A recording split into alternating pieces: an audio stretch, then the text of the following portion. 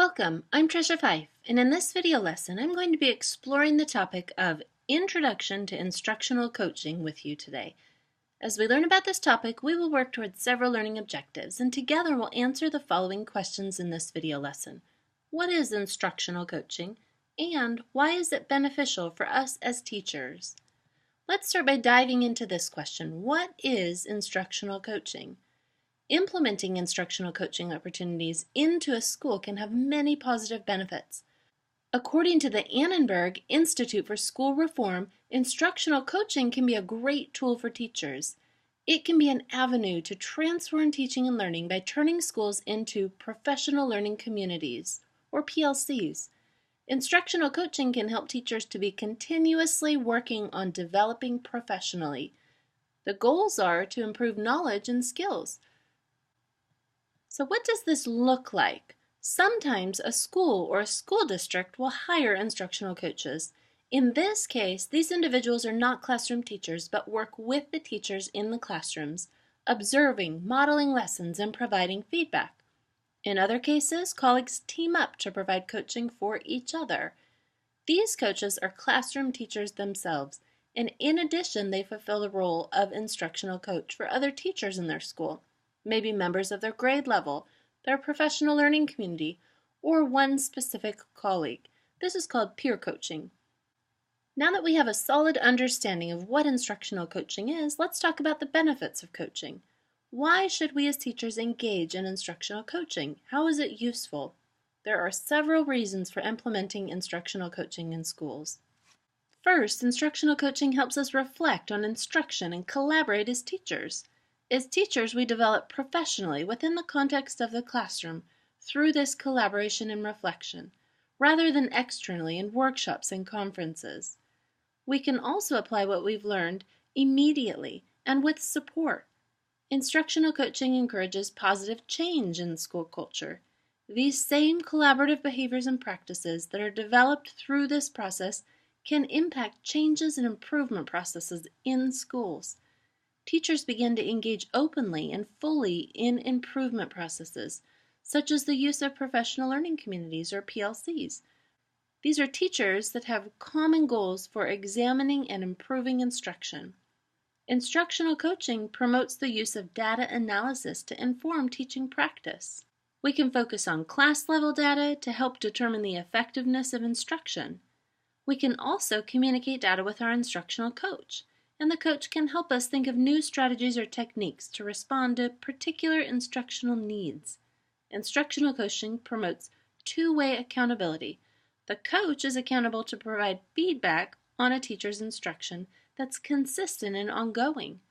The teacher is accountable to listen and follow through. To be effective, professional development needs to be ongoing. This is the teacher's job. We need to use the new learning in our teaching and work collaboratively with others. Finally, instructional coaching promotes supportive, connected environments. Opportunities are provided for coaches and teachers and principals to engage in leading change, beginning with pedagogical and content knowledge.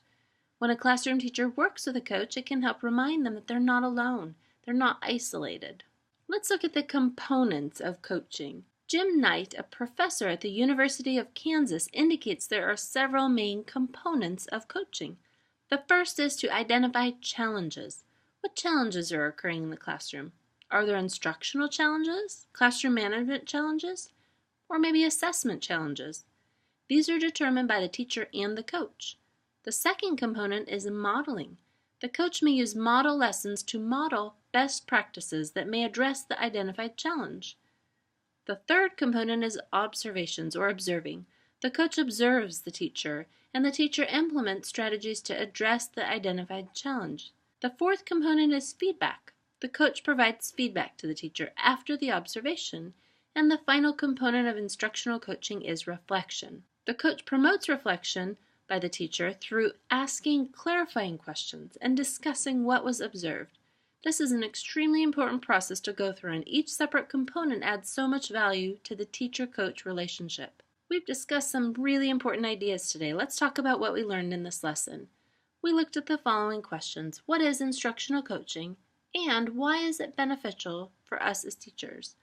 First, I gave you a quick overview of what instructional coaching is.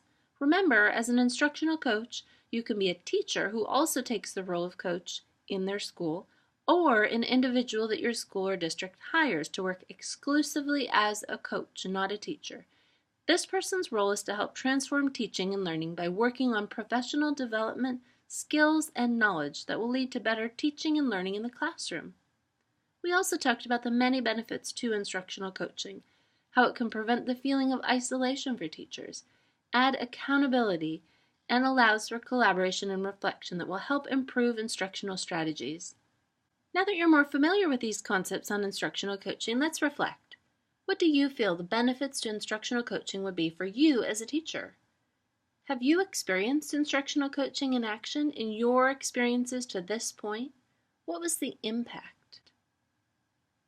Thanks for joining me today in discussing this lesson, Introduction to Instructional Coaching. I hope you found value in this video lesson and all of these ideas on instructional coaching, such an important concept to grasp. And I hope you're able to apply these ideas and resources to your own teaching. To dive a little deeper and learn how to apply this information, be sure to check out the additional resources section associated with this video. This is where you'll find links targeted toward helping you discover more ways to apply this course material.